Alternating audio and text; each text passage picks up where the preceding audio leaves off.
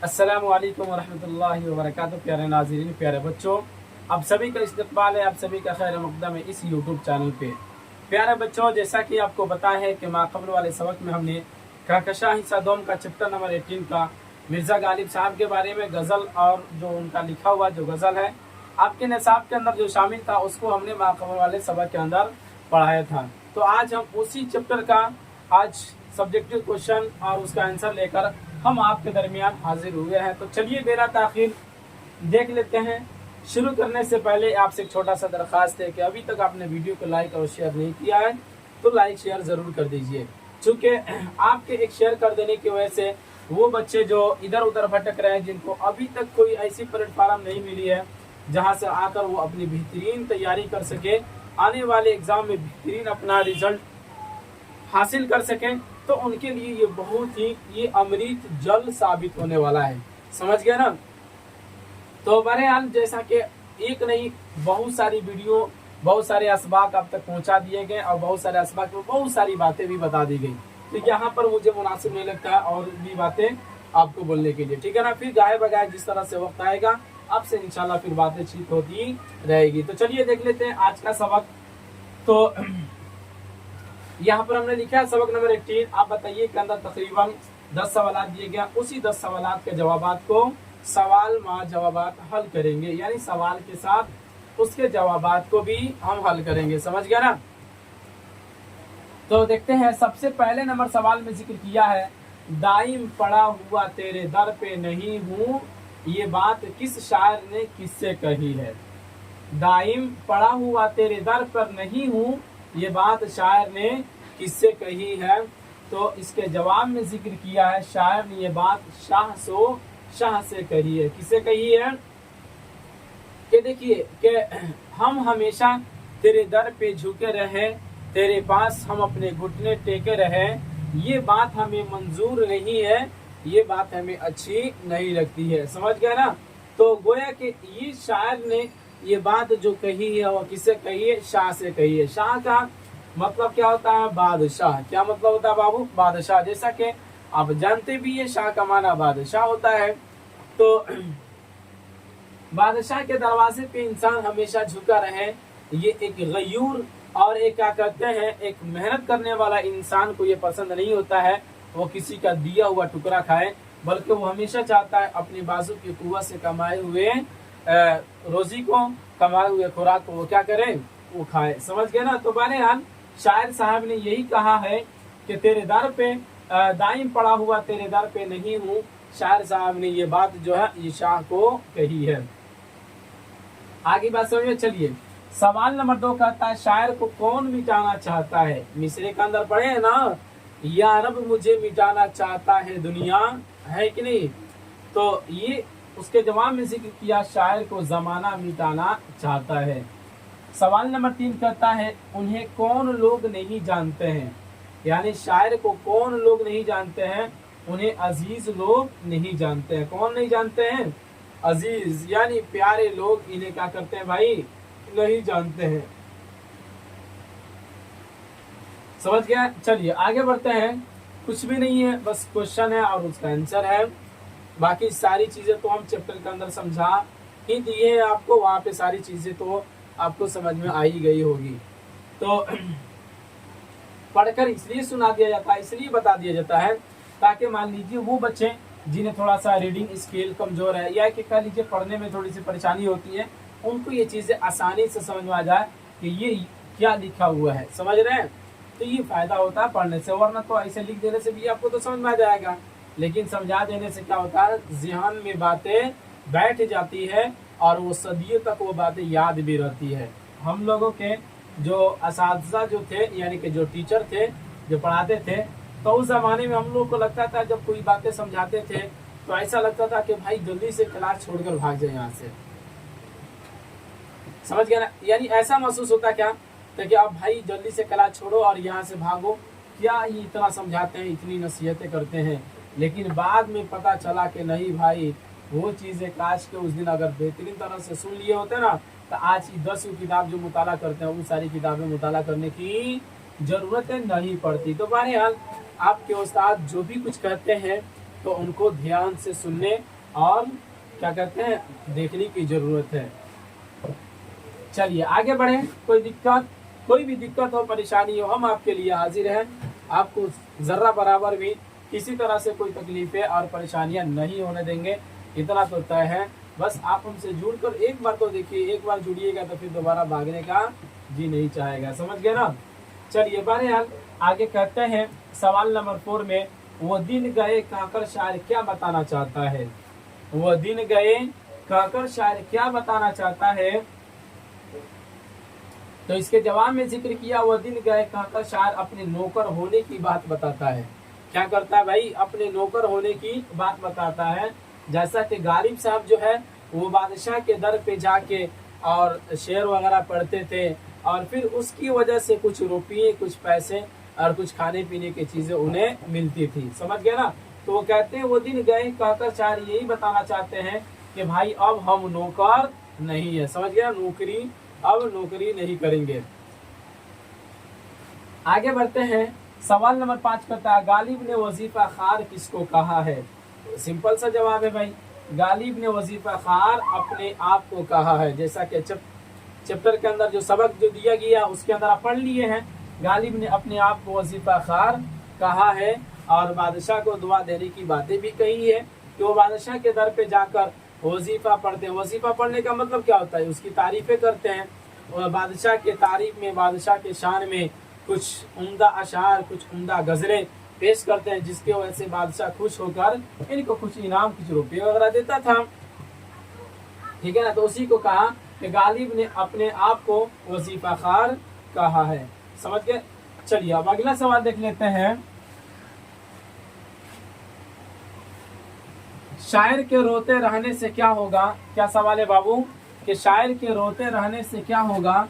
तो उसके जवाब में जिक्र किया, शायर के रोते रहने से बस्तियां वीरान हो जाएगी। क्या हो जाएंगी, बस्तियां वीरान हो जाएंगी। जैसा कि आप पढ़े भी हैं कि उसके अंदर भी देखे हैं कि बड़ी अच्छी बातें कही है कि आज हम रो रहे हैं ना, तो दुनिया वाले आज हमें छुपा दो, नहीं तो एक वक्त आएगा कि बस्तियां क्या हो जाएगी, वीरान हो जाएगी। सवाल नंबर 7 कहता है, चमन में किसके जाने से दबिस्ता खिल गया। दबिस्ता यानी कि अब कह लीजिए चमन, बाग कह लीजिए। तो उसके जवाब में जिक्र किया, चमन में शायर के जाने से दबिस्ता खिल गया, जैसा कि चैप्टर के अंदर भी आप देखे हैं। 8 नंबर सवाल कहता है, याकूब अलैहिस्सलाम और यूसुफ अलैहिस्सलाम में क्या निस्बत है, यानी याकूब और यूसुफ में क्या निस्बत है। तो उसके जवाब में जिक्र किया, याकूब और यूसुफ में बाप बेटे की निस्बत है। क्या है बाबू, बाप और बेटे की निस्बत है। यूसुफ अलैहिस्सलाम जो थे याकूब अलैहिस्सलाम के सबसे छोटे और प्यारे और चहीते बेटे थे, समझ गए ना। याकूब अलैहिस्सलाम के बाद नबी का शर्फ जो हासिल हुआ वो किनको हुआ, यूसुफ अलैहिस्सलाम को हुआ, समझ गए। एक चीज रुक जाइए यहाँ पर, अलैहिस्सलाम ये लिखनी चाहिए, चूंकि नबी अंबिया कराम की जो कहा जाता है, जो उनका मकाम मर्तबा जो होता है वो बहुत ही ऊंचा और बुलंदो बाला हुआ करता है, तो अलैहिस्सलाम लिखा जाता है, ठीक है ना। सवाल नंबर 9 कहता है, मुवाहिद किसे कहते हैं। तो उसके जवाब में देखिए, कहा खुदा को एक मानने वाले को मुवाहिद कहते हैं। क्या कहते हैं, खुदा को एक मानने वाले को मुवाहिद कहते हैं। और चैप्टर के अंदर भी समझाया है कि मुवाहिद का अर्थ क्या है वहाँ पे। सवाल नंबर 10 कहता है, रंज से खोगर होने से क्या मुराद है। तो उसके जवाब में जिक्र किया, रंज से खोगर होने से मुराद रंज का आदी होना है। आखिर वाले लाइन में आप पढ़े हैं ना, आखिर वाले लाइन से थोड़ा सा ऊपर आप पढ़े हैं कि रंज का आदी, रंज का खूगर होने से, रंज का खूगर जो भी बंदा होता है ना वो रंज का आदी हो जाता है। मतलब ये है कि उसके ऊपर इतनी ज्यादा परेशानियां, इतनी ज्यादा कठिनाइयां आई रहती है ना, और इतनी ज्यादा परेशानियों को झेले रहता है ना, कि फिर उसके बाद और दुनिया की और भी जो परेशानियां आती है उसको हलवा लगने लगता है।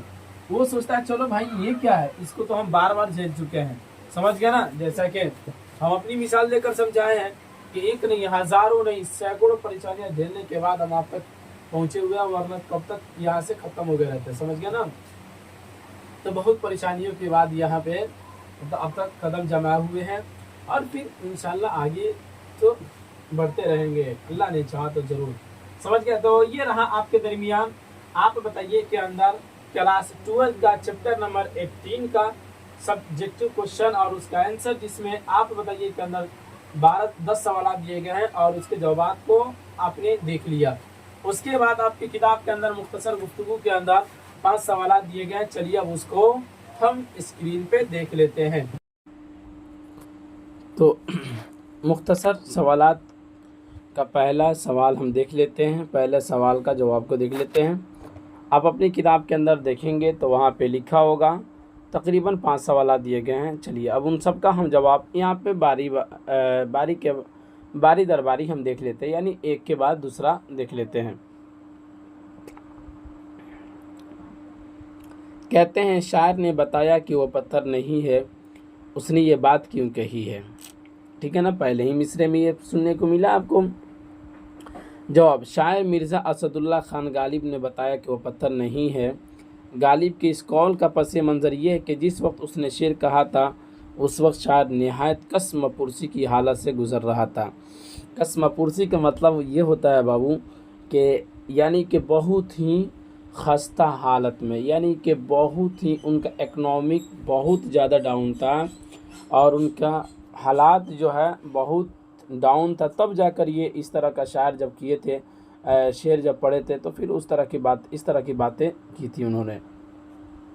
इसलिए अपने एहसास की नज़ाकत का इजहार करते हुए ये बात कही कि मैं पत्थर नहीं हूँ, जो बेहिस हो जाऊँ मेरे अंदर भी एहसास है। समझ गए ना, यानी कि जाहिर सी बात है भाई, आज इतनी ज़्यादा मुसीबतें आई है कि पत्थर के ऊपर पड़ेगा तो भले उसके अंदर हिस्स नहीं है तो वो तो नहीं एहसास कर सकता है, लेकिन मैं तो एक इंसान हूँ, मेरे अंदर भी तो जज्बात है और एहसासात है, तो मैं तो हिस्स कर सकता हूँ।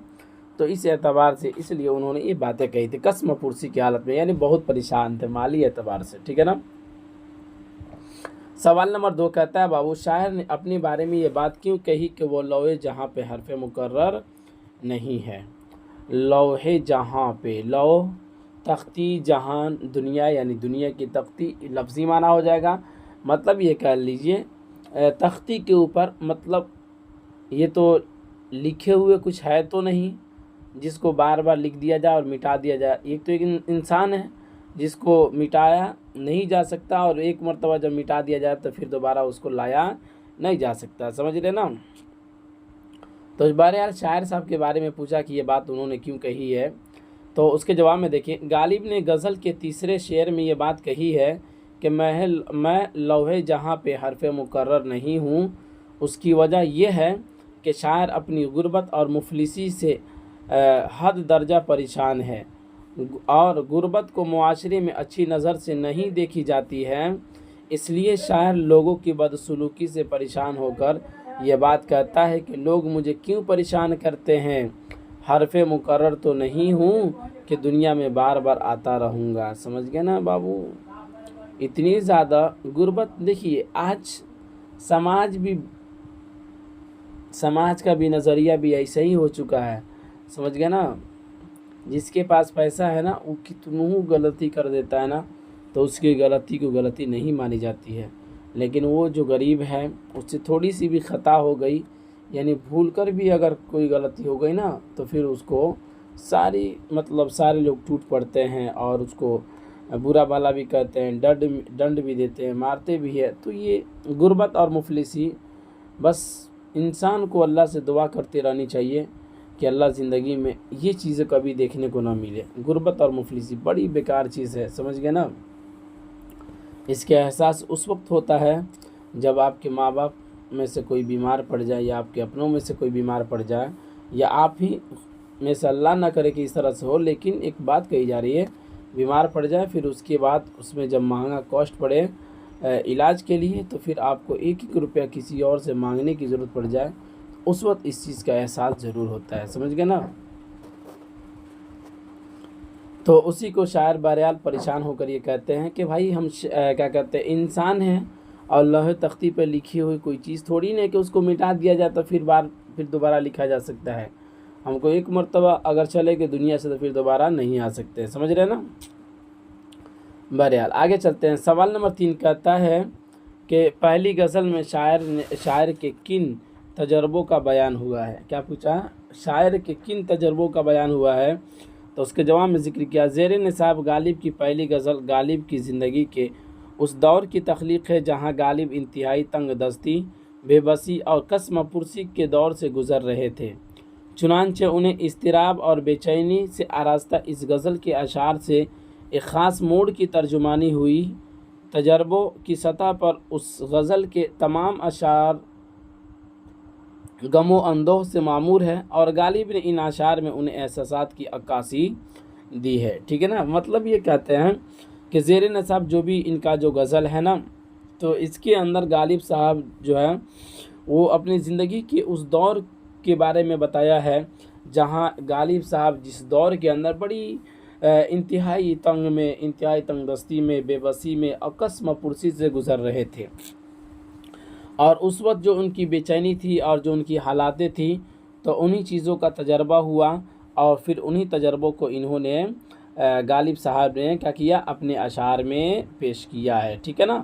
مطلب اپنے اشعار میں عکاسی کی. عکاسی کا مطلب کیا ہوتا ہے؟ نقل کرنا.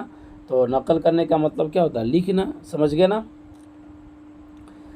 تو اسی چیز کو یہاں پہ جو بھی حالات ان کے ساتھ گزرے اور جو بھی شب و روز جو ان کے ساتھ جو گزرے برے تھے، تو اسی کو انہوں نے اپنے شعر کے اندر لایا ہے. چلیے آگے بڑھتے ہیں. سوال نمبر 4 کہتا ہے بلبل غزل خواں کیوں ہو گئی؟ تو اس کے جواب میں ذکر کیا بلبل غزل خواں ہو گئی کہنے سے غالب کا مقصد یہ ہے کہ جب مرزا غالب ایک شاعر کی حیثیت سے مغلیہ دربار میں پہنچے تو دربار میں اردو شاعری کا اتنا چرچا ہوا اور اس کو اتنی مقبولیت حاصل ہوئی کہ دربار اور دہلی کا ہر کس و ناقص شاعری کی طرف متوجہ ہو گیا اور شعر کہنے پر آمادہ نظر آنے لگا. یعنی دلی میں شعر و شاعری کا اچھا خاصا ماحول ہو گیا تھا. سمجھ گئے نا. اسی لیے انہوں نے بلبل غزل خواں ہو گئی انہوں نے یہ کہا ہے. ٹھیک ہے نا. چلیے سوال نمبر 5 کہتا ہے شاعر کے مطابق مشکلیں کیسے آسان ہو جاتی ہے؟ تو اس کے جواب میں ذکر کیا شاعر مرزا غالب کے مطابق مشکلات انسانی زندگی کا ایک ناقابل تردید حصہ ہے. سمجھ گیا. اس لیے مشکلوں کو دیکھ کر گھبرانا نہیں چاہیے. دنیا میں کوئی شخص ایسا نہیں جو اپنی زندگی میں مشکلات و مصائب سے دوچار نہیں ہوا ہو. یعنی کوئی ایسا بندہ نہیں ہے جس کو اپنی زندگی میں پریشانیوں کا سامنا نہیں کرنا پڑا ہو. ہر ایک کو پریشانیوں کا سامنا کرنا پڑتا ہے. اس لیے آدمی کو چاہیے کہ جب مشکلات سامنے آئے تو ان کا مقابلہ بہادری کے ساتھ کرنا چاہیے. مشکلات کو برداشت کرتے کرتے جب آدمی عادی ہو جاتا ہے تو وہ مشکلات بھی آدمی کے لیے آسان ہو جاتی ہے. سمجھ رہے نا. تو اسی کو کہا شاعر کے مطابق مشکلیں کیسے آسان ہو جاتی ہے. تو شاعر کے مطابق اور آپ کے مطابق نہیں ہوگا. آپ کے مطابق بھی یہی چیزیں ہوگی، ہمارے بھی مطابق یہی چیزیں ہوگی کہ ظاہر سی بات ہے جب انسان کے اوپر یا کہ ہمارے اوپر اتنا زیادہ ظلم و ستم کر دیا جائے کہ ہم پریشان ہو جائیں، اکتا جائیں اور ہمیشہ ہمیں اسی طرح سے ٹارچر کرتا رہا جائے اور پریشان کرتا رہا جائے، تو پھر کیا ہوگا کہ ایک وقت آئے گا کہ ہم بھی کیا ہو جائیں گے، اس کے عادی ہو جائیں گے اور ہمیں پھر جب دوبارہ ٹارچر یا کس طرح سے کوئی پریشانی آئے گی تو ہمیں بالکل اس کو جھیلنے کا ایک چھمتا پیدا ہو جاتا ہے. سمجھ رہے نا انسان کے اندر. اسی چیز کو یہاں پہ کہا ہے. ٹھیک ہے نا. تو یہ رہا آپ کے درمیان مختصر گفتگو کا 5 سوالات جو آپ کی کتاب کے اندر ذکر کیا، اس کے جوابات یہاں پہ ذکر کر دیے گئے ہیں. امید ہے کہ آپ کو سمجھ میں آیا ہوگا. چلیے اجازت دیجیے، پھر ملیں گے اگلے والے سبق میں انشاءاللہ. آج شام میں اس کا ویڈیو یعنی کہ کیا کہتے ہیں قواعد کا ویڈیو اپلوڈ ہو جائے گا. چلیے اب اسی پر اختتام کرتے ہیں. خدا حافظ.